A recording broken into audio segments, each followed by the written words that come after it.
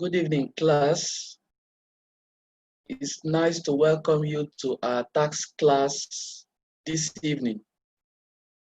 I'm not happy with the fact that I have to be in the class by 7 on the dot, and some people are coming to class 15 minutes later. Now, we've wasted about 15 minutes waiting, which could have been used productively. Anyway, no need crying over spilled milk. Let's begin immediately. I will share my screen now with you, and let's see what we are going to do.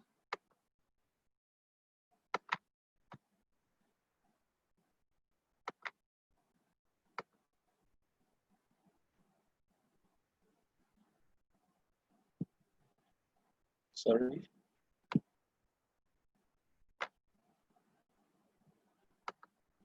During our last class, which was on capital allowance, which is capital allowance, we discussed certain things. We discussed the rules for capital allowances. We talked about what qualifying capital expenditures are. We talked about why and how capital allowance will be charged, the types of capital allowances that we can charge, and how we can compute the initial allowance, the annual allowance, and the investment allowance, including the balancing allowance or balancing charge. We saw the capital allowance rates, which will always be given to us in exam questions. So we will not be expected to produce these figures for capital allowances. So we were given these figures. Also, we looked at basis period for capital allowances. We saw that the basis period for capital allowances is supposed to run like that of profits. And we saw the rule for overlapping and for gaps. We solved one question. We solved the second question. Then we now went to during where a business is on cessation. When a business is on cessation, we saw how the carry back capital allowances was applied. We also saw restriction on capital allowances, where I told you that 66 to third percent is the same thing as 2/3. That's why you have to quote 66 to third. It is also good to use the, what do they call it, the 2/3 in your calculation, even though you are quoting the law as saying 66 to third percent. We now saw the carry back, and I demonstrated how the carry back is going to be achieved on exercise CA5, whereby the taxes you paid will be refunded so that you can claim your capital allowances from the tax you paid and from the remainder of your profits, so that you may not have any profit anymore and you keep carrying backward until you clear it, you clear the capital allowances. And anyone that cannot be cleared after 5 years of carry backward, starting from the penultimate year, that capital allowance is deemed to be lost. Then there is one that we did not do, which is hire purchase. Hire purchase is something we have to do because it's important. capital allowance in a hire purchase agreement. That is where we stopped last time. Now, let's look at this question. I'll use it to illustrate hire purchase. Wazobia Limited is a leader in the luxurious bus business. Now you know that this is a bus. A bus is a vehicle. Now, what comes to your mind?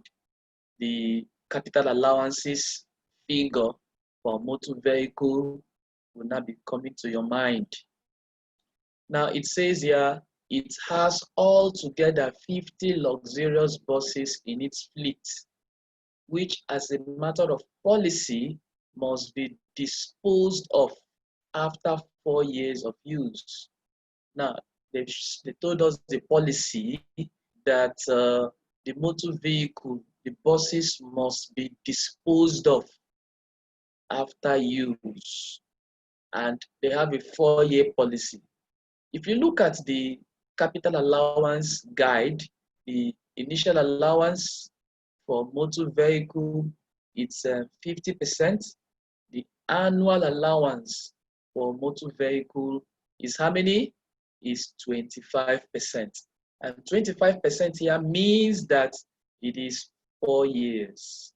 So it means here that the people have a 4-year policy of disposing the bus, and they also we have to charge capital allowance for 4 years. So that means at the end of their charging of capital allowances, they are expected to dispose of the bus.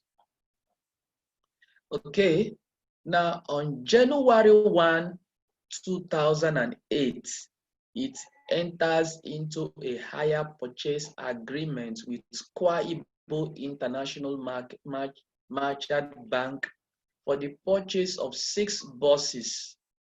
Now, it is important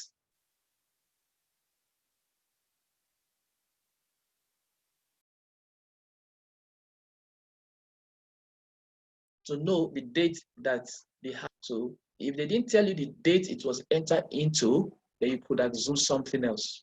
Now, they have given us the date in which the hire purchase was in effect, January 1, 2008. It means that assuming that the bus, how many buses? 6 buses. 6 buses would have been leaving the coffers of the merchant who is selling the bus, or the car dealer who is selling the bus. The 6 buses would have left the car dealer's place by January 1, 2008. And that was the date that they signed the agreement. And it means that the Kwa Igbo International Bank Limited is giving them a finance lease, so to speak. And so it is assumed that they would have paid for the motor vehicle that day. So now they've given us the date they entered into that agreement. If that date was not given, then you can assume another date, which is this. Look at the next statement. An initial deposit was paid on 1st August 2008 in the sum of 3 million naira.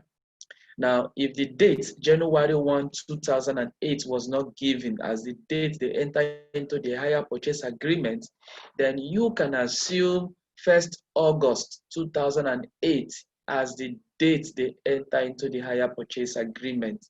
It means that by paying the initial deposit, they have activated the hire purchase. But we could understand from this question that they entered the agreement on 1st January 2008. And so that is when they have taken they took the car, and maybe they promised that they are going to kickstart the payment on August 1st, 2008. Fine. Now this amount, 3 million naira, is the initial deposit. Now that's what is obtainable.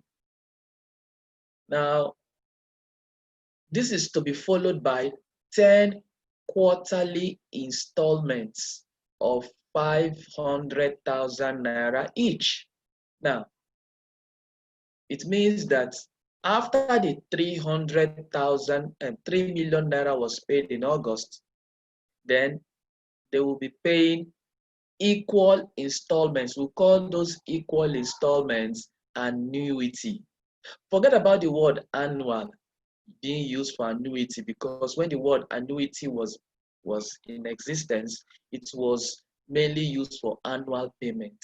But we can use annuity for monthly payments, weekly payment, daily payment, quarterly payment, 2 monthly payment, as long as it is equal amount and in a consistent period of time. So whatever you pay consistently is an annuity. So if you are paying a particular fixed amount for insurance every month, it's an annuity. If you are paying a fixed amount for data, it's an annuity. Or some of us that purchase this solar generator, and you make an initial down payment and you are paying a particular sum every month, equal amount, that is an annuity. So don't think it is annual figures. So I'm trying to explain now. This is followed by 10 equal quarterly installments. So when they say 10 equal quarterly installments, so underline it now, the payments should be equal to each other. Now, how much is the payment? 500,000. So 500,000 each installment. It's going to be 10. So it means 500,000 times 10 will give you what? 5 million. Now this 5 million will be accomplished in 10 quarters. That means the first quarter you pay, you count next 3 months, you pay the next 500,000, you count 3 months again, you pay the next 500,000. That's how it's going to be. Reading on, the financial director has reported that 6,900,000 would have been needed to purchase the buses for cash. Now it means that in 2008 January 1, if they had come with 6,900,000, they would have walked away with the car, with the buses, without having to pay anything. Perhaps each bus would have cost 1,150,000. Let me see. Maybe that's 1,150,000 multiplied by 6. Yeah, that's 6,900,000. So you see, they don't have the money that time, and so they decided to pay small, and to take them 10 quarters. Now, the first installment. Now, this is different from initial deposit. Initial deposit was made in August 1, 2008. Now, the first installment of 500,000 was paid on 30th November 2008. Now, remember, they are going to be paying 10 quarterly installments. So that means the first one was paid in November 30th, count 3 more months. We have December, we have January, we have February. So it's going to be the next one will be February 2009, which will be the second installment. The next one we'll start counting March, April, May.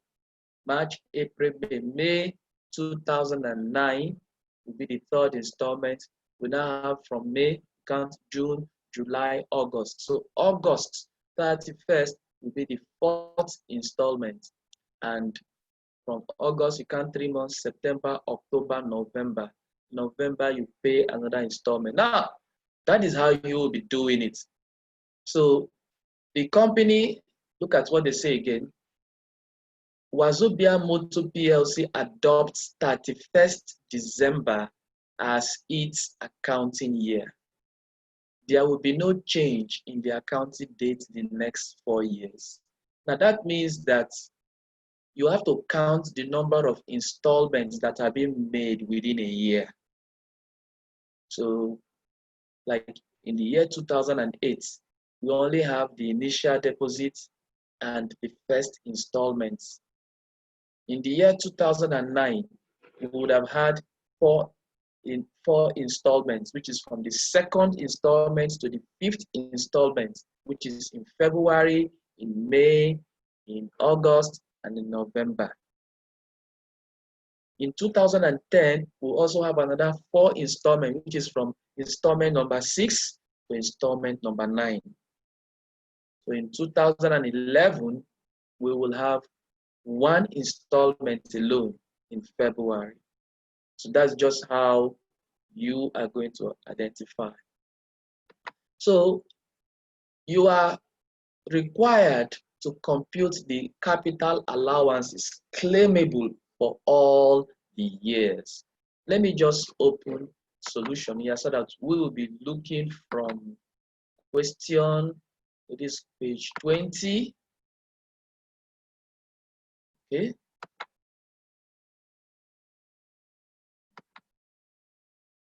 Oh, so they are the same page now. Okay. Now, look at this solution I have to present to you here. Now, the first thing I did here, let me take you to the workings first. You appreciate it if you start with workings. The first thing to do here is your workings. Now let us find the hire purchase charge by installment.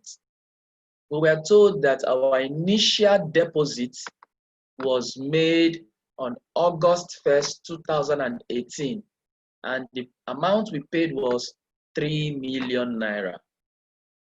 Now, we now made 10 quarterly installments, which started from November 30th, 2008.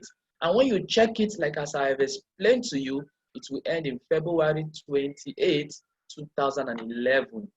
That is where the quarterly installment is going to end. So you can begin to do quarter, you can begin to do quarter order due dates. First quarter, November 30th, 2018. Second quarter payment, February 28, 2009. Third quarter payment, like that, until when you get to the 10th quarter payment, you find out that you will end at February 28, 2011. So it means that if you pay 500,000 naira each times 10, you have 5 million naira. So when you add these two together, you are getting 8 million naira as your total expected payment as at the last date of the payment. So you're expecting everything to be 8 million. Now, assuming you came with your cash on the 1st of January 2008, you would have paid 6,900,000. So when you remove your cash price from what the expected is going to be, it means that what this 1,100,000 naira is the higher purchase price. This is the price you are paying for tying down the money. This is the price you are paying for tying down the money. Now let's look at it. If you came with 6,900,000 on January 1 to pay for the car and you take it to your house, the 6,900,000 will be in your books as the cost of the assets. Now, because you are buying it in hire purchase, this has entered into what you are paying. This 1.1 million will never form part of the assets. This is just a finance charge. And so it means that this 8,000 can never be recognized in your financial book because it contains 1.1. It's only going to be recognized in this 6.9 million. Because, no, yeah, this 6.9 million is the capital price of the assets and not 8 million. So we are going to strip off this 1.1 million so that it will not join our capital assets. Now, what do we do? This 1,100,000 is the total hire purchase price for all 10 installments.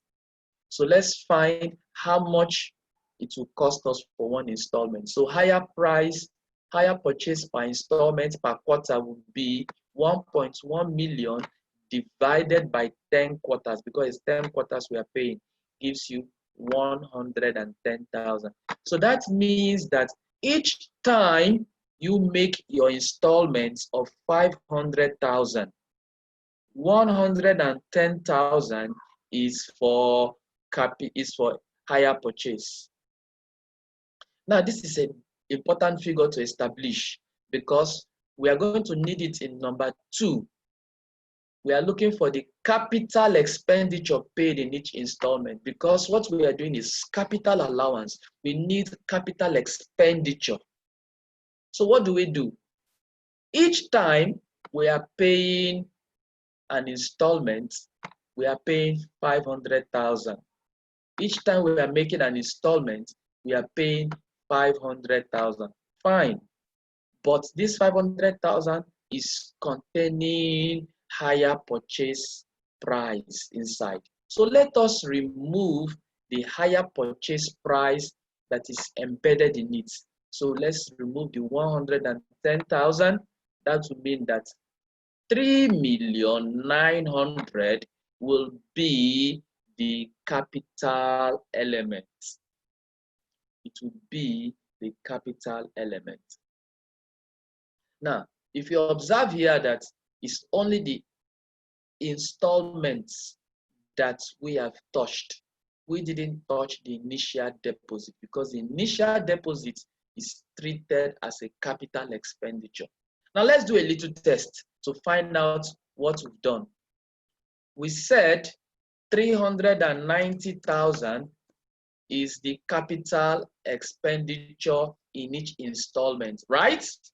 Now, and we said we're going to take 10 installments. 10 installments would mean 390 multiplied by 10, it's 3.9 million.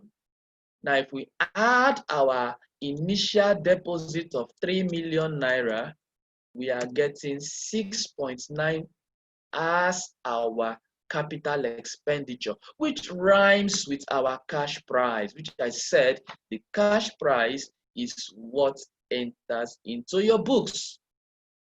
It is the cash price you'll be charging your depreciation. It is the cash price that you'll be working with.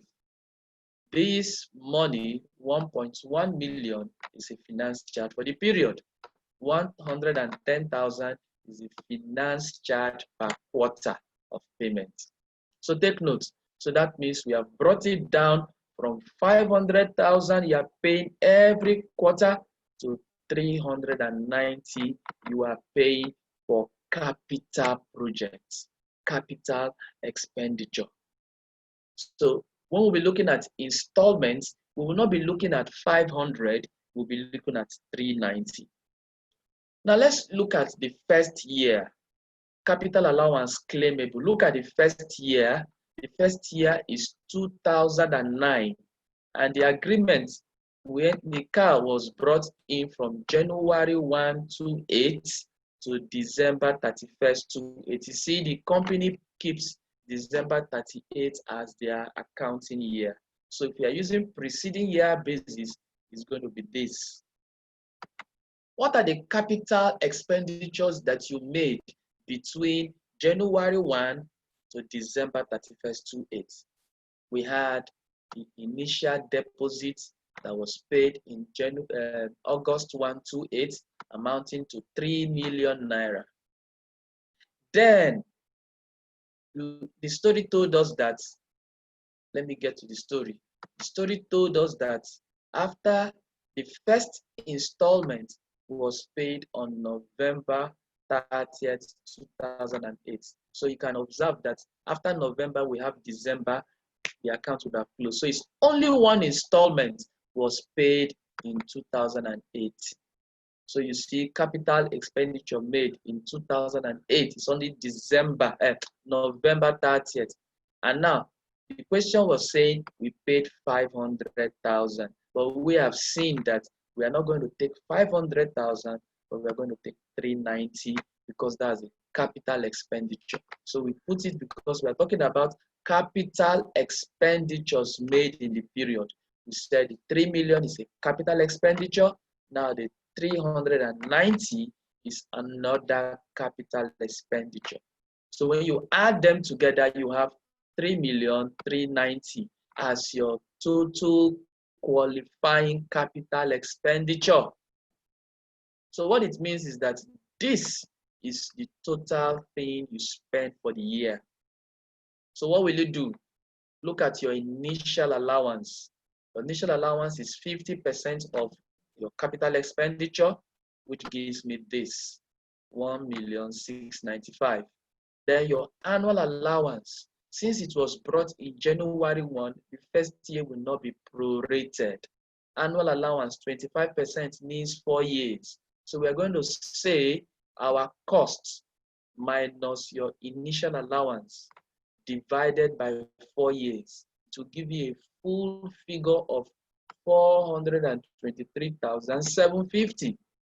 So when we add initial allowance to annual allowance, we are having a total capital allowance for the year of 2,118,750. So let's see how it all pans out here. Look at the solution, the beginning of the solution. So in the year 2009, year of assessment, our total qualifying capital expenditure we saw was 3,390,000, as we can see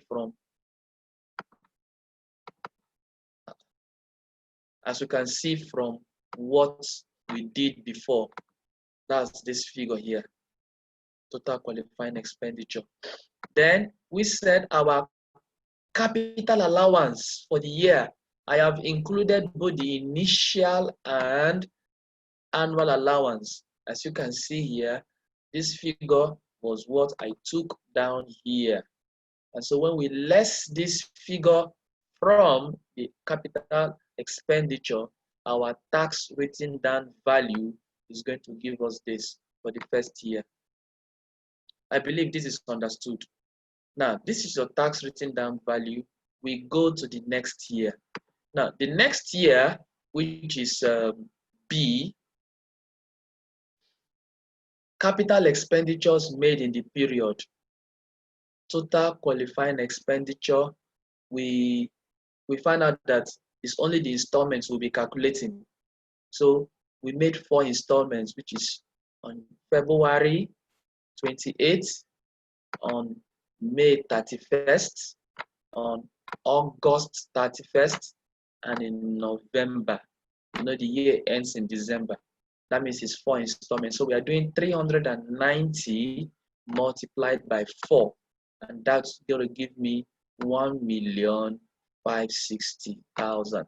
That's your annual allowance. So that's your total qualifying expenditure. Total qualifying expenditure. So what we do is that each time we make a qualifying expenditure, it's as if we are making a new expenditure. We must have to charge initial allowance on every new expenditure we make in the year. So your initial allowance is going to be 50% of this. Because after all, if we have bought everything once, the 50% of capital allowance will be 50% of 6.9 million. But we are bringing them bit by bit. So each year we pay for each bit, we charge initial allowance on that capital payment that we've made for that year. So we've made 1,560,000 for that year. We find the initial allowance for it It's just 780. Now look at annual allowance. Now we are going to use 3 years instead of 4 years because 1 year have passed. We are not buying a new bus. If we have bought a new bus, different from this 6 bus, it's a different thing. We would have said 4 years. But it's the same bus that we are paying higher purchase. The bus have stayed with us for 1 full year. This is the 2nd year. So we are going to calculate annual allowance on 3 remaining years. That will mean your total cost of 1,500,000 minus your initial allowance of 780. Anything it gives you, divided by 3 years, so that you will now get the current year annual allowance. So this is the current year annual allowance for just this capital investment you made. For just this capital expenditure you made, this is the annual allowance. Now, if you go back to the expenditure you made last year, look at their annual allowance here. That's why I brought it here again. So when you add for last year and this year, you have a total of 683,750. Now when you add this with this, you have a total. This is your initial allowance, this is your annual allowance. You have a total of 1,463,750. And if you look at it here, look at your tax written down value. Now, when I have a tax written down value like this, and I brought my qualifying capital expenditure, look at the total amount of money I spent. So what I would do is I simply say 1,271,250, which is your tax written down value from last year. If you add your capital expenditure of 1,560,000, you are going to get 2,831,250, which is this. Now, you are going to less your capital expenditure. So you saw that I have done both initial and annual allowance here. I got a total figure, which I am taking down here as my total capital allowance. So when I less my total capital allowance of 1,463,750, I am getting 1,367,500 as my tax written down value for the year 2010. Then life goes on. You go to the next year, which is C. The next year, which is C, what happened?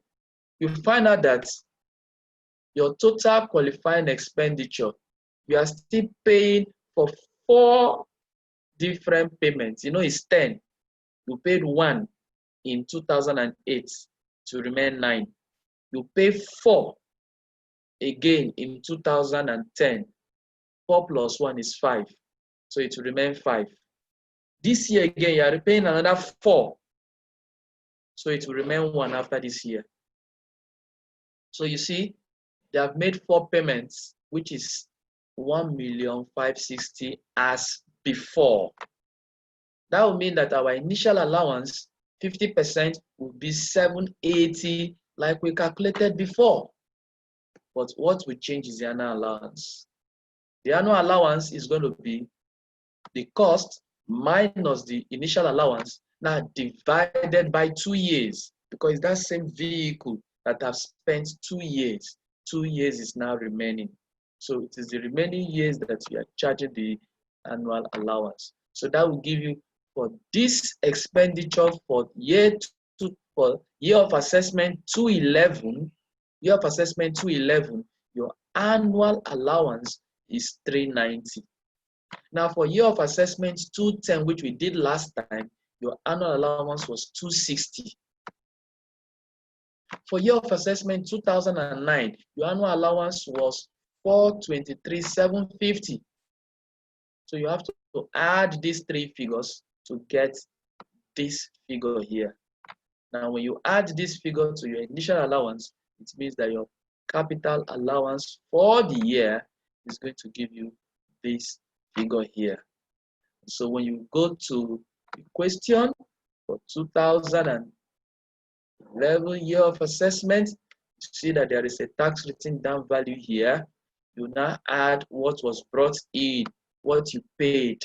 So when you add it to this chart here, I have a 156,000,000. I have 2,927,500 as before. Then I will now remove my capital allowance. Capital allowance, you see it here, 1,853,750. So I will come here, which is this figure here. So that's the same figure. So when I remove 1,853,750, I'm having 1,073,750, which is my tax written down value here. Now, come to think of it, we are in the last year. So what will happen in the last year? The last year, we will now say total qualifying expenditure, because we have done 9 payments in 3 years. So the first year was 1, second year was 4, third year was 4. So 4 plus 4 plus 1 is 9. So this is the third annuity, which is 390. So it's only 390 that we have paid for this year. Initial allowance will be 50% of that 390, which is 195. What will be your annual allowance? Annual allowance would be the cost minus the initial allowance divided by 1 year, because we have only 1 year remaining and we'll still get 195 as our initial allowance, our annual allowance, sorry. Now, what it then means is this. For the previous year, remember we charged 390. See, is this 390 that is coming up here for 2011? Remember for 2010, we were charging 260. Still bring it here. And for 2009,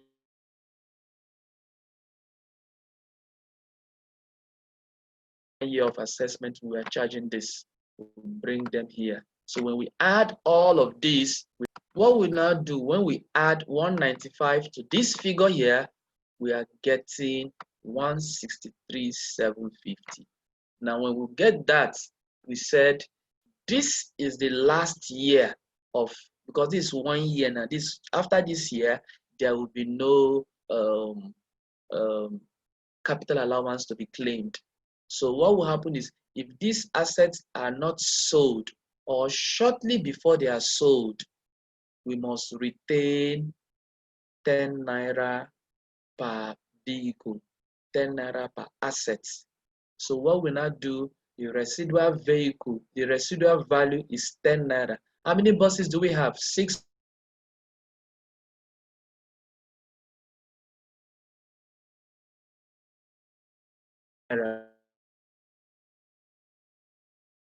So when we retain 60 naira, it means this figure minus 60. It means, let's do it together. 1,463,750 minus 60 will make us charge 1,463,690. So instead of 1,463,750 as our capital allowance, because we added this and this to get this one here, so instead of we to use this, we know that we have to retain 60 naira. We will now use this. So let's see how our financial statement, our answer will look like. So for the last year, we are having, this is our tax written down value. We brought in 390 as usual. Then when we add these two together, we are having a tax written down value of this figure. And now remember, this was our capital allowance figure. You remember from our calculator, is that figure. So when we minus this from this, our tax written down value should be 60 naira. So this is the amount that the tax written down value should be just before we sell the assets. Now, if we sell the assets, Any amount we sell the assets above 60 naira, that becomes a balancing charge. It means that what do we do? Assuming we sell it for 1 million naira, everything, we sell everything 1 million naira. Or just say we sell 1,060,000 naira. We will say 1,060,000 naira minus 60 naira. That means 1 million naira is our balancing charge. The tax authority will charge you tax on 1 million naira. I believe this is clear, very clear. So that's how we do balancing hire purchase. So we've seen carry back last time. We've seen how to claim capital allowance when an asset is acquired under hire purchase conditions. It means that we have to do 3 things. First, you have to look for the higher charge for the period and per installment. How do you do that? You do that by looking at what is the initial amount that you are going to pay, initial deposit, what is the expected payment you are going to pay by way of annuities. You bring all together, you get your total expected amount. And when that is done, you look at the cash price and you deduct the cash price from it, you get your hire purchase price, hire purchase for the whole period. Divide the hire purchase for the whole period with the number of installments you're going to make. You have to get your hire purchase per installment. That's the first working. The second working is to look for the capital expenditure per installment. So what you would do is to bring what is the total money you are paying for each installment. In this question, it was 500,000. Now, if I remove the higher charge for each installment, which is 110, how many will remain for capital expenditure? 390. So you work with that 390, which is the capital expenditure, and use it to multiply any installments that come during that period. That's how you get your capital expenditure. Now, when you do that, each year, all the monies you've got, you paid for each year, you look for the initial allowance for it, then look for the annual allowance. Then add them up, less them from the cost of the asset as a date, get your tax written down value. Do the same thing, anything you pay, look for the initial allowance, look for the annual allowance, get your tax written down value, keep going until you get to the last, where you now retain your 10 naira per asset. So far so good. We have done with capital allowance. We are going to a new topic, which I believe I will use the next 1 hour to handle. This new topic is called loss relief. Loss relief. Okay? Loss relief is a topic for discussion. At the end of this topic, we shall examine what constitutes a loss for a company in trade or business and for individuals. We're going to look at what current year losses and carry forward losses are and how they are relieved. We're going to look at some guiding rules on how to treat losses, especially when dealing with the abnormal situations of commencement and cessation of trade. Now, a company makes a loss from its trade or business, and this loss is allowable. It's an allowable operating expenses. Now, you can only make a loss when your expenses exceeds your total income or earnings. Now, a company that makes a loss from its trade or business is entitled to relieve such loss because they are allowable. So they're entitled to relieve such loss by carrying it forward or setting off against the accessible profit of subsequent assessment years.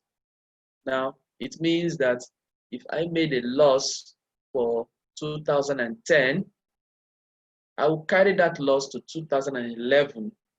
So if I make a profit in 2011, I will set it off against the loss and relieve that loss. So your losses are not deemed lost forever because they are called loss. They can be carried forward. So you see the name carried forward. The current year loss can be carried forward to the next year. Prior to May 2007, losses could only be carried forward for 4 assessment years, commencing from the year in which the loss occurred. Now, it means that if you have a loss in 2010, you carry it to 2011. If you keep carrying the loss, that same loss, until you get to 2014, you cannot relieve that loss. It's deemed to be lost. That is what it means. That means that maybe in 2001, you made a loss. While you are still dealing with that loss, you made another loss in 2002. So you'll be ranking your loss. You made a loss in 2.1, you made a loss in 2.2, you made a loss in 2.3. You'll be ranking them. The first one you will relieve is the one of 2001. After you finish relieving them, so that the 4 years will not meet it, you start looking at 2002 loss and you start relieving them. So that's the order that it was done, ranking order, which loss came first. That was how it was done before 2007. Except that for company engaged in agricultural business, they were not involved. However, from May 2007 rather, the restriction has been removed from all companies except insurance companies. So that means for all companies, you don't need to be ranking your losses in order. So only insurance company was doing that. However, starting with 2019 Finance Act, the restriction on insurance company was removed. So insurance company join others, not ranking their losses. What a relief. Now we're talking about loss relief. The insurance will say, what a relief. Loss relief procedure for an individual is similar to that of companies, except for current year losses. So let's see what is current year losses. Current year loss relief is one of the methods of relieving losses. It's only applicable to individuals. So only individuals can take advantage of current year losses. In these cases, loss incurred from a particular source of income can be relieved against another source. Let's say you as an individual, you're not a company, but you are doing business in your name, not in a limited or a PLC, it's in your name. That means one, you have a poultry farm. You also have a car that brings money. You're a landlord that you have a house. So these are, and you also, the poultry farm gives somebody to work for you. The car, somebody is driving it for you. You're managing the house, and you now own a business. You are trading. So these are 4 business. And in that business, you made a loss in that year. What happened in that year? What will happen is that the loss you made for that business will have to be cushioned by the profits made from other businesses for that year. So if there is no profit that can take care of your loss, or if they can take care of your loss but not everything, then that means that loss you made can be carried forward next year. But when you carry it forward next year, that particular loss you carried forward is no longer a current year loss. It's a carried forward loss. And in carry forward loss, you can only relieve it from that line of business. What I mean is that if you made a loss of 2 million in your business, you can try to see if the profit from your farm or the profit from your car or the profit from your house can be aggregated to take care of your loss. If they cannot take care of everything, maybe 100,000 is remaining, that 100,000 will only be relieved from that line of business. So that means that if in the next year you made 500,000 naira loss in the next year, so the next year now becomes a current year when it occurred. It means that that 500,000 can be relieved from other lines of business, but the 100,000 you are bringing forward to that year cannot join it. And so it means that if the profits made from other businesses can cater for the 500 naira loss and they still have extra, they will not touch the 100,000 you are bringing from last year. It can only wait until that line of business have something to relieve it. Now, current year losses can set off from current year gains or profits from other sources of income. That's one of it. Such losses can also be set off from preceding year gains or profits, provided it is claimed in writing within 12 months after the end of the year of assessment. Such losses cover only trade losses, and does not cover those incurred in connection with other sources of income. So this can come out in theory or in objection.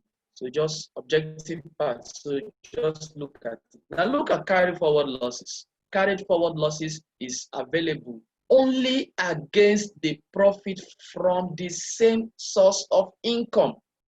So you see, current year loss can only be spread among all the other sources of income. But once it becomes a carry forward loss, it's affecting only the same source. It does not require approval before the relief can be granted. It can be granted to both individuals and corporate bodies. Now look at it again. They say the relief is in respect of the loss brought forward from the preceding year of assessment. This relief is automatically granted, so there's no need to claim it in writing. The relief is only available against the gains or profits of the same trade as the source where the loss was incurred. Now, the aggregate deduction from assessable income in respect of any loss must not exceed the amount of such loss. What they mean here is that the aggregate deduction from your assessable income in respect of any loss must not exceed the amount of such loss. It means that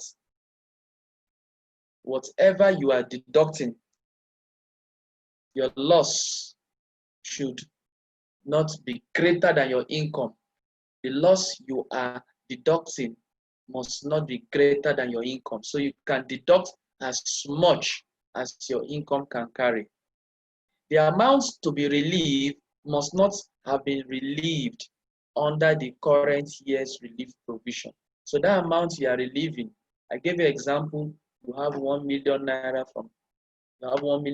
that you are supposed to relieve, you could only relieve 500,000, then the remaining 100,000 has never been relieved before. So that is why you are relieving it as a carry forward loss. Losses incurred in property letting can be relieved under the carry forward loss and not under the current year loss. So even if you are an individual and you say, okay, I have a current year loss in property letting, you cannot relieve it in current year loss. You must follow carry forward loss when you are renting your house. Now, another loss is carry forward loss is available for relief for a maximum period of 4 years, after which such loss lapse. This limitation does not, however, extend to losses incurred in agricultural trade or business. But with the effect of 2007 May, the restriction has been removed for all companies except insurance business. And I stated that too, that from 2019, every other businesses, it has been removed, even insurance business. Now, possible, okay? Now, there's something you should know again. It should be noted that whenever you are in a cessation year and, you know, in capital allowance, when there are unrelieved capital allowances, what do? We start carrying back the capital allowances from the penultimate year, and we carry it for a period of 5 years, right? You remember that. But when it comes to loss, once you get to the final loss, which is the year of cessation, there is no provision for carry back of losses. So if you cannot carry your loss forward because of cessation, that loss is deemed to be loss. So any loss you cannot carry because you are ceasing your business, that is lost. But for capital allowances, when it gets to terminal point, you can take it backward 5 years. So you get the point. So there could be an objective question. Which of the following is correct? Terminal losses are carried backward for 5 years. B, terminal capital allowances are carried backward for 5 years. C, losses or carry forward losses are carried forward for only 4 years. So you can see they can be asking you questions like this, and you will now use your sense and choose which is the correct answer. So you need to read this note. Capital allowances is what will grant terminal capital allowances carried backward 5 years. But losses, terminal losses, are not carried backward. Now let's look at the rules on loss relief. The following points should be noted in the application of the rules on loss relief for companies. 1. Trading losses to be deducted from assessable profits of an assessable year, of an assessment year, shall not exceed the actual loss incurred by the company in the previous year of assessment. What this means is that you have a loss. The loss that you are going to relieve must not exceed the actual loss. You will see that a lot in commencement rule. You see that a lot in commencement rule. This point number A, you will see it in a question. That is how you understand it. I'll come back to it. Losses are not aggregated with profits or accessible profits in computation of a company's total profits. In strict compliance with the provisions of Section 31, consequently, a trading loss from one of the company's sources of profits cannot be set off against profit from another source. See, all these things here we are doing is this. Because you have accessible profits and you now brought a loss, you now relieve your loss. That doesn't mean that your final accessible profit which becomes maybe 0 or negative. That doesn't mean that you will not pay education tax. You pay your education tax because you declared accessible profit in the year. When trading ceases, any terminal loss resulting thereof could not be relieved in the year of assessment due to insufficiency or non-availability of profit. It is deemed as lost. Okay, so that's what. Now look at it. The following rules should be applied under the above. They say there is no provision under the Nigerian tax system for carrying back of terminal loss. Treatment of losses under commencement and cessation rule. On commencement or cessation of business, it will be observed that due to the application of the commencement provision, in the determination of company's basis period and assessable profits, the use of basis period several times is inevitable. That's what we call overlapping. And as a result, profits or losses would have been used more than once, resulting in an increase in actual profit or actual loss. So the following rules should be applied under the above scenarios. In any year where profit and loss have been aggregated, the loss shall be deemed to have been relieved to the extent of the profit used on aggregation. I will show you that in a question. Where on aggregation a loss appeared several times, resulting in it being more than the original loss, the actual loss in the question, the loss to be carried forward shall be restricted to the actual loss sustained as provided in the question. However, if actual loss has been relieved on aggregation, say in year 1 and year 2, the actual loss to be carried forward shall be adjusted for aggregation relief. I will also show you this in question. So let's look at illustration to show you what we mean. Now, example LF01, Johnson Enterprise commenced business on 1st September 2009. Now, why I like all these questions here is this. With this loss relief, I am teaching you three things. I am teaching you basis period.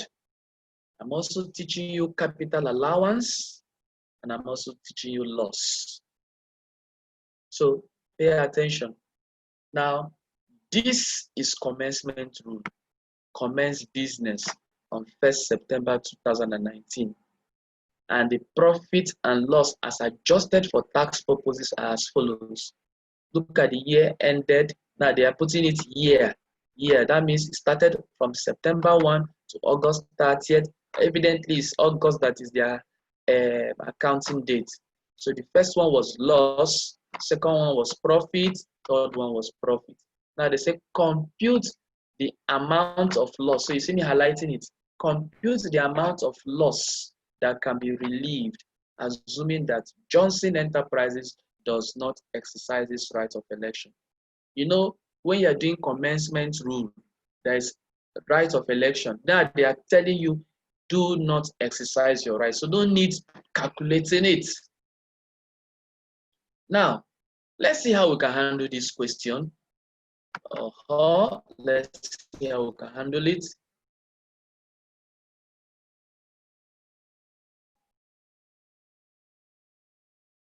Okay, look at the solution. Computation of loss, that amount of loss that can be relieved. So you see why I have to underline this so that you can be sure you are answering the question. Compute the amount of loss. They didn't tell you to go and calculate tax. They ask you what amount of loss. So the first one, what is our year of assessment? 2009. How do we know? They commenced business 2009, September. So this year gives you the year 1. So your first year is 2009. What will be your basis period? From September 1 to December 31st. September 1, 2009 to December 31st, 2009. What is your assessable loss? What do? They give us for 1 year. Year ended. So this is for 12 months. And from September 1 to December 31st is how many months? So let's count. September, October, November, December. So it's 4 months. So we are doing 4 months out of 12 months multiplied by 240. That will give me 80,000. So because it's a loss, I am putting it in bracket. If it is a profit, I'll put it without bracket. It's a loss, I'm putting it in bracket. Now, this loss is to be carried forward next year. We now go to the next year. What is the next year? It's supposed to be 2010.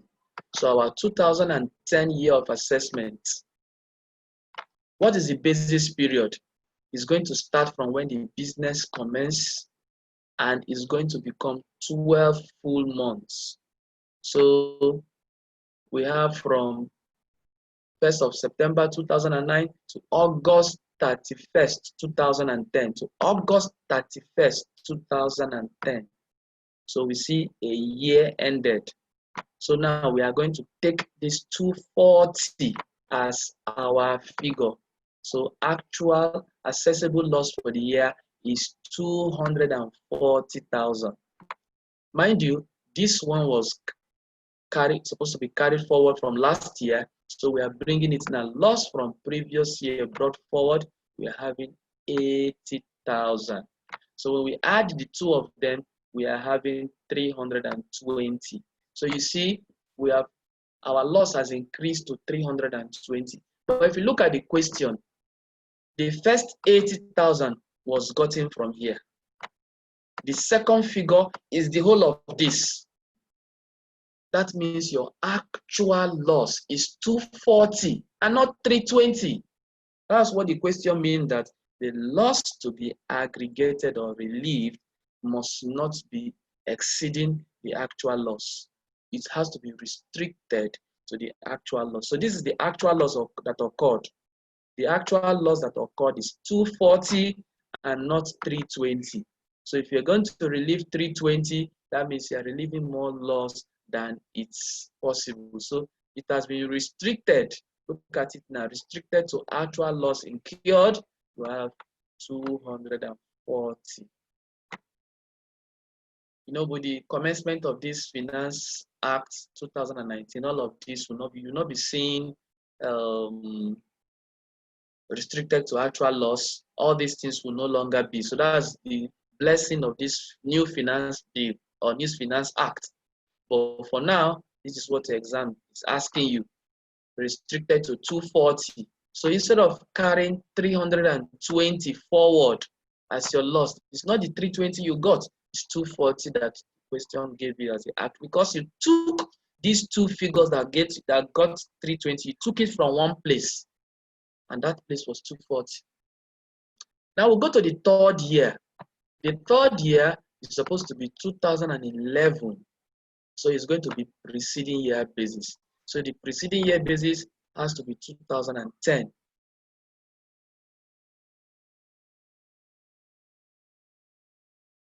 Ending 2010 on this accounting date. So it must have started September 1, 2009, ending in August 31st, 2010. It's the same figure. We are still taking this loss again. So loss for the year, 240. Loss from previous year is this restricted amount you are carrying. You bring it down here. When you add them together, you are getting 480. Now, mind you, you are taking the 240. The first 240 was this figure. The second 240 was this figure. So your actual loss is not 480, but it's actually 240. So we have restricted it because this thing is very common in commencement rule. So in commencement rule, just know that if you're starting with a loss, you have to apply loss relief. Especially in the first year and first 2 years, you'll be seeing restricted to actual loss. You will not fail to see that. So it is this 240 that will be carried forward and not 480. So when you go to the next year, which is 2012 year of assessment, you know it's going to be preceding year ending in 211. When you go to 211, what you have is profit. So you see you have profit. So you bring your profit here. Then you bring your loss from the previous year, 240. Bring it down here, and you less it, and you have your accessible profit carried down of 160. Note that your education tax will not be charged from 160, to be charged from 400. The same thing with 230. The same thing in 2003, yeah, 2013, you have 320 here as your profit. There is no loss to be brought forward. So you see, it maintains its 330. That is how it is being done. Whenever there is a loss, you have to take care that you do not charge your loss to carry forward more than the actual loss. This is just example one. Let's look at another example to illustrate our point again. Let's look at example 2. AK-47 Nigerian Limited. You know, the first one was enterprise, not a company. This is not a company. Has been sustaining losses for many years, but made a good recovery in 2007. Now, the fact that they have been sustaining losses for many years, they didn't tell us that the question that the business commenced. It means that everything here is an ongoing business. It means that preceding year basis applies. Now you see the adjusted profit result for the company for the following years are as follows. Now you see year ended and you see capital allowances. Remember the last time I told you that capital allowances always will be on year of assessment. Now when you see year ended, you must use preceding year basis for this. So if this is ending in 2002, that means this is for 2003 year of assessment. Remember that. Now, required, compute the company's tax liability. You know, in the first question, they asked you to compute the amount of loss. They are telling you to go beyond that and compute tax liability. Now, for 2003 to 2008 assessment year, I adapted the question. So let's look how the solution will look like. Okay. Sorry, passing it. All right, look at AK-47 solution. Now, for the first year, it's supposed to be 2003 year of assessment, right? It will be January 1 to December. So you see, 2003, January 1 to 2 to December 31st, 22. Now look at your assessable loss. You made an assessable loss of 350. So because they didn't put it in bracket, don't go and make the mistake of putting it as profit. They have told you it's a loss. So it's your responsibility to put it in brackets here, 350. So nothing can be done. What is the capital allowance? The capital allowance is 25,000. So because it's 25,000, you just bring it here. You cannot relieve capital allowance from a loss. So that means you see your loss is to be carried forward. Your capital allowance is also to be carried forward. So what is your taxable profit? You have no profits that should be taxed. That's why you're saying nil here. So what will be your company income tax? 30% of nil, which is nil. Education tax, 2% of nil because there was no accessible profit. So it's nil. We go to the year 2004 rather. So preceding year basis shows you that this is 2004. That means you have a loss of 250. So because this is not commencement, you will not be seeing restricted to actual loss. You will not be seeing that. So this is 250,000 loss. You bring the loss from last year, which is 350, you bring it down here, add them together, your total loss is 600. That's fine. Bring your capital allowance. Your capital allowance for the year from the question is 37,500. So what will happen? You bring your 37,500, you bring that to last year, add them together. The total amount that is supposed to be relievable is 62,500. But since you have a total loss, you cannot relieve it. So this 600 is carried forward, 62,500 is also carried forward. Taxable profit is nil, company income tax is nil, education tax is nil. We go to the next year, so pay attention. The next year is 25, so we know it's 24 year ending. We have 457,000 as our loss. Loss for the year, 457,000. Record the 600 from last year we brought in now. Add them together, your loss has increased to 1,057,000. Then you go to your capital allowance. The capital allowance for 25 is 32,000. So you bring your 32,000 for 25, bring the balance carried forward from last year, add them together, you have 94,500. You didn't make any accessible profit, so you cannot relieve this, neither can you tax this. So your taxable profit is nil, income tax, education tax, nil. We go to the 2006 year of assessment. What do we do? 2006 have to be 2005 year end. The loss is 75,000. So what do we do? Loss of 75,000 is here. We bring the last year loss relief, bring it down, add them together. Losses available for relief is this figure. That's not all. You go to the capital allowance. What's the capital allowance for 26? Is 45,000.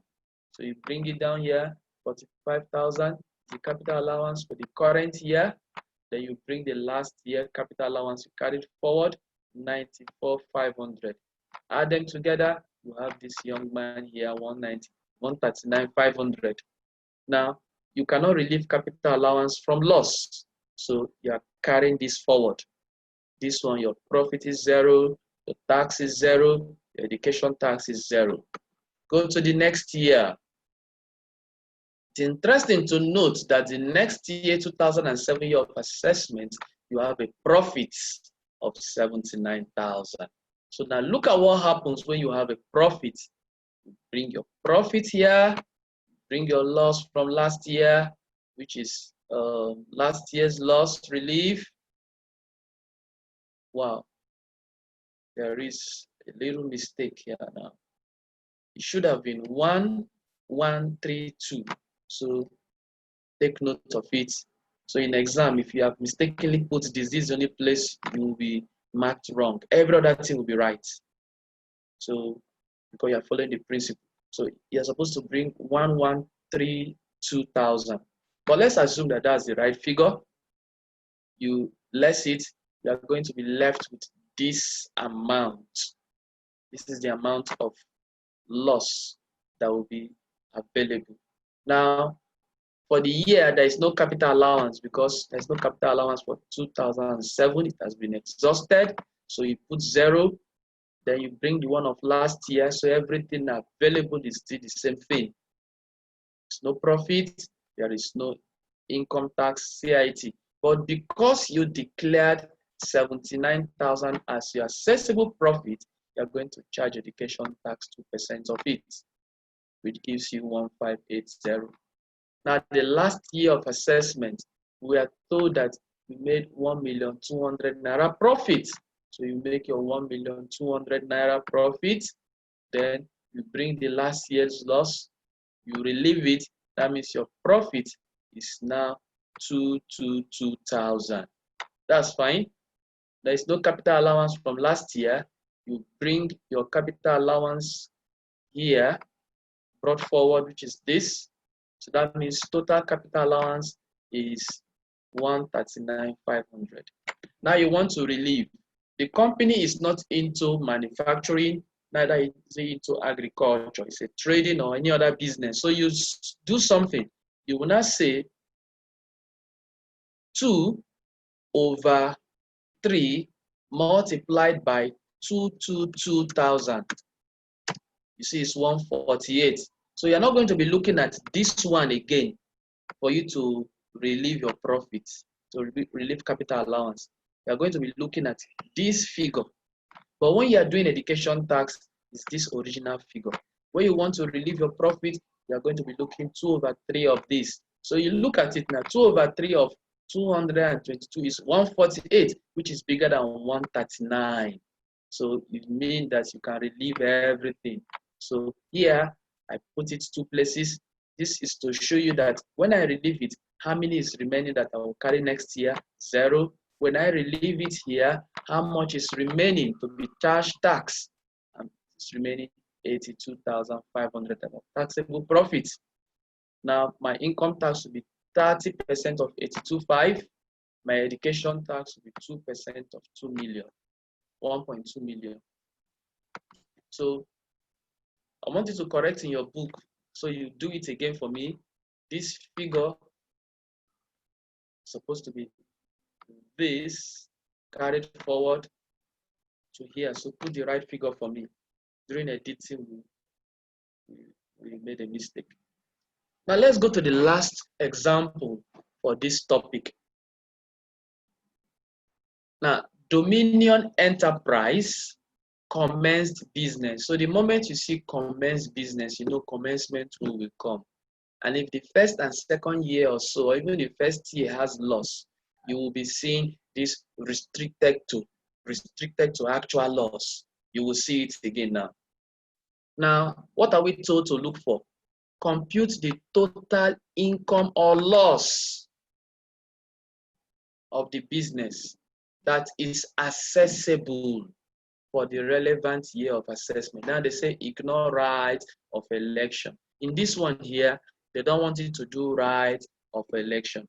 But if they want you to do right of election, in your right of election, you know that normally the taxpayer is going to favor whichever one that will reduce his tax.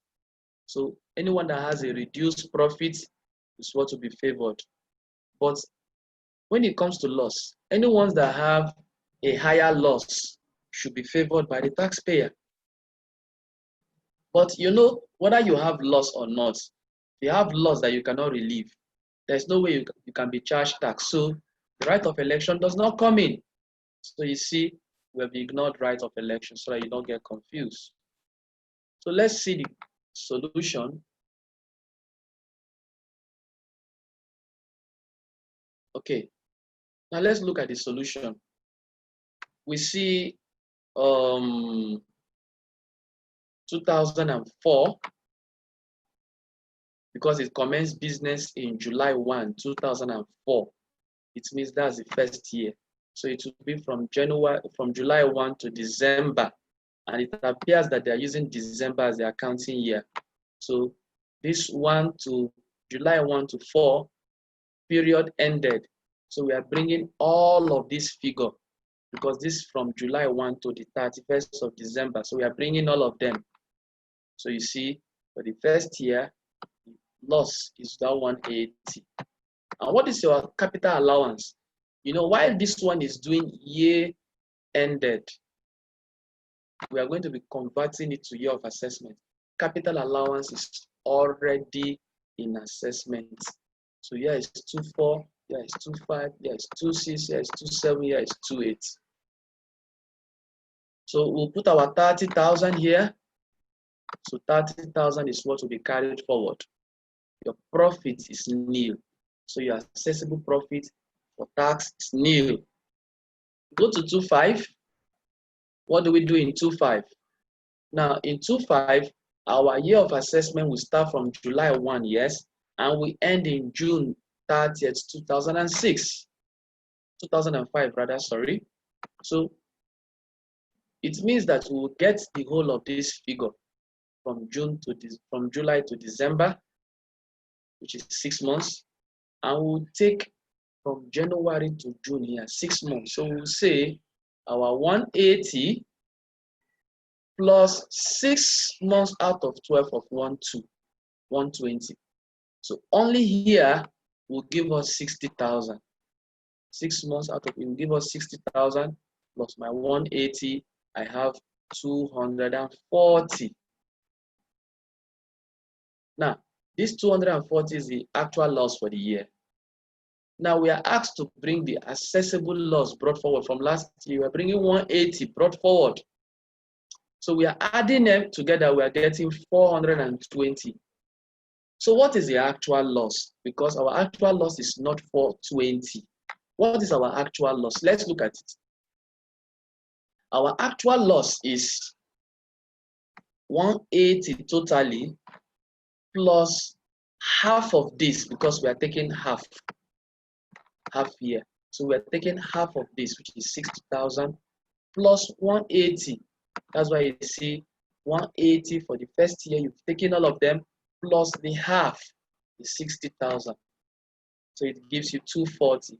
So this is your restricted actual loss, not 420. You are going to be carrying 240.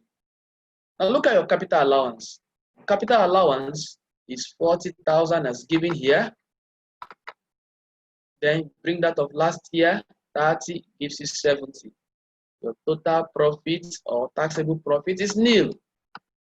You go to the next year, 2006. You will now be doing preceding year basis, ending your accounting date. So you see, to end in from January 1, 25 to December 31st, 25. So what's the assessable loss for that year? You go to the one that gives you December 125, 120 loss. Bring it, 120 loss. Assessable loss for the year, for last year, is 240. Adding them together, it will give you 360. But is that the actual loss? No. Let's see the actual loss. Now your 240 was as a result of taking 180 here and taking 60 here. Now we have also taken 120 here. That means the 60 we took here was excess. That means we have taken 60 here in excess to make 360.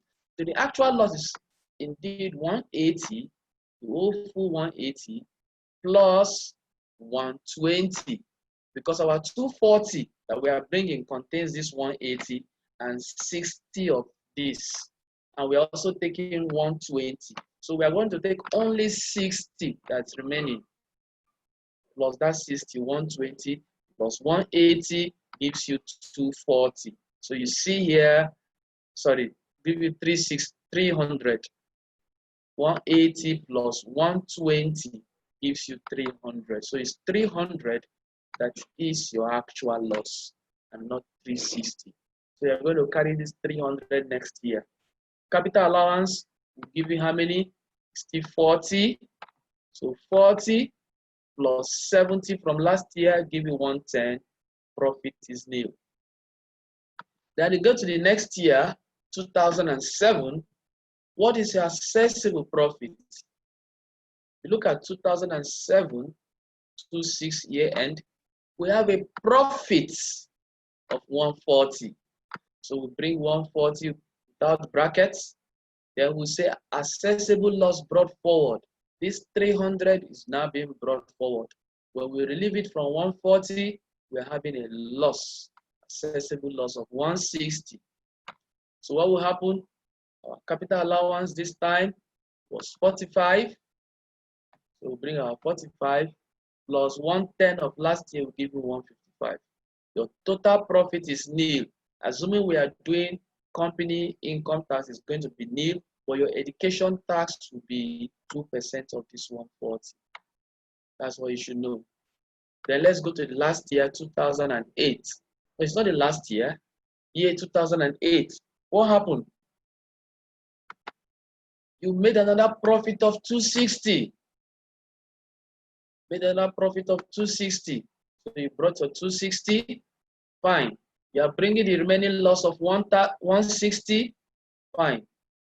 Now, you less this loss from this, you will have 100,000 as your assessable profit of total profit.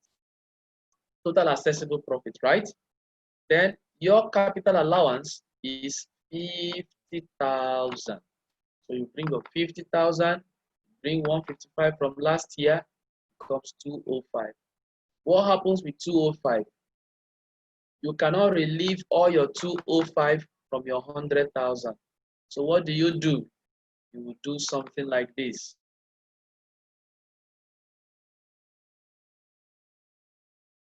Gives you 66,067. That is the amount you can relieve. See it doing it 2 times. So when you remove it, how much capital allowance will be carried forward next time? It's 138,333. When you remove your profit, your capital allowance from your profit, how much is remaining for tax? 33333. So your income tax will be based on this. Your education tax will be based on this. Now you go to the last year. Last year you made a profit of 400 and there is no capital allowance. What will happen? 400 here. Your capital allowance brought forward from last year. Not this capital allowance for the year is 0. Brought forward from last year is this figure here. When you add them together, is your total capital allowance. How much are you going to relieve? Let's see. 2/3 times 400,000. You see, it's 266.67. That's the highest you can go. But you have something smaller, 138.333. So you relieve everything. Leave everything here. That means there will be nothing to be carried forward next year. When you relieve it here, minus 400, it means your total profit on which your income tax will be based on is this, while your education tax will be based on this. So far, so good. We've solved 3 questions on loss relief. We've seen something fundamental, that's loss for a company in trade or business is usually carry forward losses. Loss for individual, you can apply carry forward losses, you can also apply current year losses. We've seen the guiding principle on how to treat loss. Losses are relieved in the current year. If it's for individual, it's aggregated with other profits so that for that current year. But when it cannot achieve that, carry forward. And when you are carrying it forward, it's set off against the particular business. Current year loss requires special writing, claiming it in writing. Carry forward loss, no claim in writing. Now, when you are carrying forward a loss, let it be restricted to the actual loss incurred. Especially when you are doing overlapping, that you have used a loss more than one time, find out that you get figures that are higher than the actual loss. So you take care that when you have used one loss and you're carrying it, you're referring to it more than once. Be careful, use the actual loss. That carefulness should occur when you are doing commencement through the first, second year, and perhaps the third year, even the fourth year.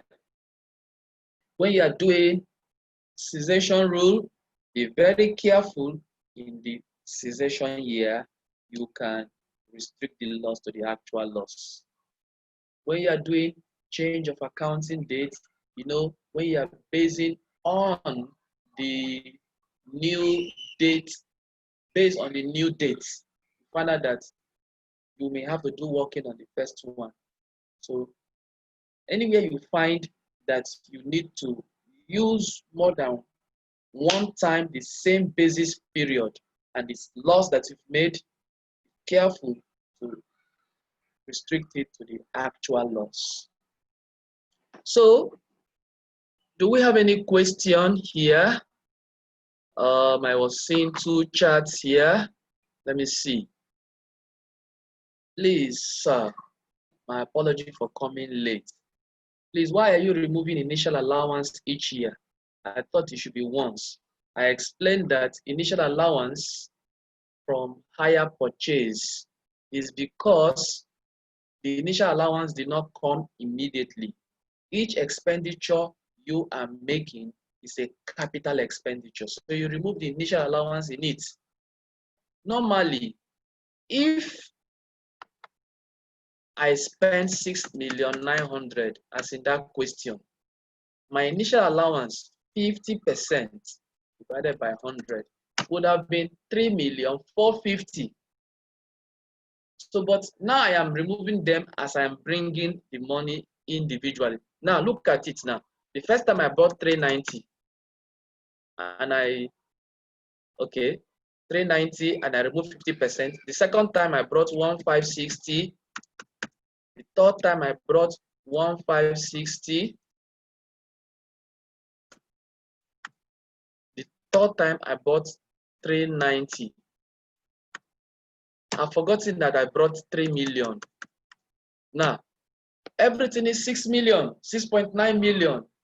So if I don't remove the initial allowance from each one of them, I won't achieve that same result. So the first one I did, I put 3,390,390. I find the initial allowance, which is 0.5. This is what I get, 1695. Let me look for the second one, 1560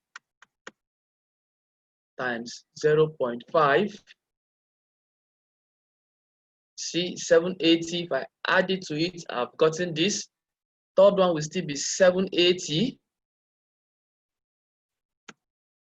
See, now the last one will be 390 times 0.5,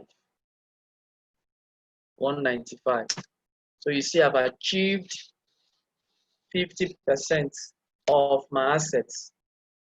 So you see, if I times this figure out by 2, I will get 6.9. You see, that is why I'm removing them every year, because they came in bits. They did not come all at once. The year it came, you remove the initial allowance from it. The year that one comes, that is how we do. That is how we do for hire purchase. Then annual allowance, we look for annual allowance. If it is that same asset, you're not adding more assets, but you're only paying annual annuity on it. You'll be looking for the annual allowance. But you know, as the year goes by, you are reducing the remaining years. So the first year it was 4 years, so we divided by 4. The second year we divide the year by 3. Remember that the first payment we made will still be incurring annual allowance. We bring it. The second payment will be incurring its own annual allowance. The third payment will be incurring its own annual allowance while we add the second and the first year. That is how we do it. So you see that if all of them was paid at once, all your allowances will be equal to what I gave to you when you are doing them small by small. I believe Mr. Femi Ogundini, forgive me, you understand this now.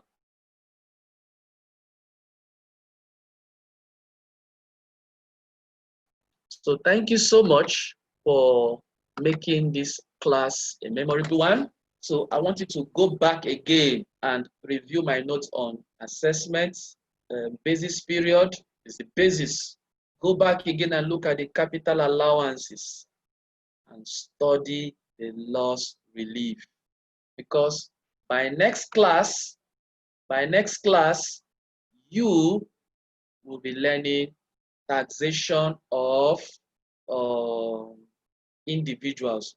Although your other lecturer have started with partnership, but you'll be getting employment income. So look forward to having a nice time with you on Monday, when we will be having taxation of individuals. So we are gradually entering into the meat of tax. We are gradually entering there. So it takes determination, much practice. So I want you to go over your past question paper, try to get questions on commencement rule, cessation, capital allowances, loss relief. Do them. It will make you become perfect. The more you make your mistakes now, the more you become proficient with it, the more it will help you. So I want you to do that for me, and I will see you in the next class, where we'll be taking tax into a different dimension. We'll be applying everything we've learned now. So if you don't know this now, if you don't know capital allowance, don't know basis period well, when we enter into taxation of individuals, payee, and that of partnership, that of company, you will be lost. I promise you, you won't be lost. Go back and review it. So let me stop so far. It's been a nice time with you guys. I want to wish you all a nice night. Good night.